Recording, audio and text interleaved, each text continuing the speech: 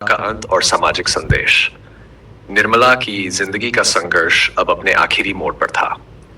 घर में बढ़ते तनाव और अविश्वास ने उसकी शारीरिक और मानसिक स्थिति को कमजोर कर दिया था। दिन ब दिन उसका स्वास्थ्य गिरता जा रहा था, लेकिन वह फिर भी हर दिन घर के कामों में व्यस्त रहती क्योंकि उसके पास और कोई विकल्प नहीं था। टोटाराम का व्यवहार और बच्चों से दूर होती उसकी बातचीत उसे भीतर से कमजोर कर रही थी, लेकिन वह कभी भी इस स्थिति को बदलने के लिए कुछ नहीं कर पाई। निर्मला की हालत धीरे धीरे गंभीर हो गई। एक दिन वह बिस्तर पर गिर पड़ी और डॉक्टर ने उसे आराम करने की सलाह दी, लेकिन उसकी आत्मा पहले ही इतनी थकी हुई थी कि वह बीमारी के सामने हार मान चुकी थी। वह चाहती तो थी कि उसका परिवार उसे संजीवनी दे, लेकिन उसके आसपास कोई था नहीं जो उसका साथ दे सके। उसकी बीमारी बढ़ने के साथ साथ एक दिन वह इस संसार से विदा ले गई।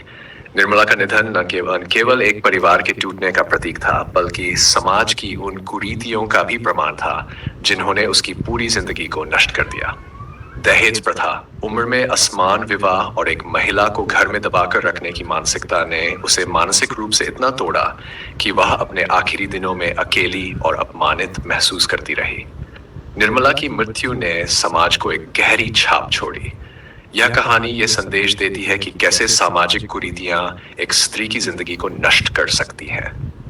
दहेज और उम्र में अंतर के कारण विवाह, जो कभी एक परिवार के खुशहाल जीवन का आधार माने जाते थे, अब स्त्री के आत्मसम्मान और स्वतंत्रता को छीनने का कारण बनते जा रहे थे। निर्मला की कहानी ये सिखाती है कि हर महिला को अपना सम्मान और स्वतंत्रता पाने का अधिकार है और समाज को इसे पहचानने की आवश्यकता है।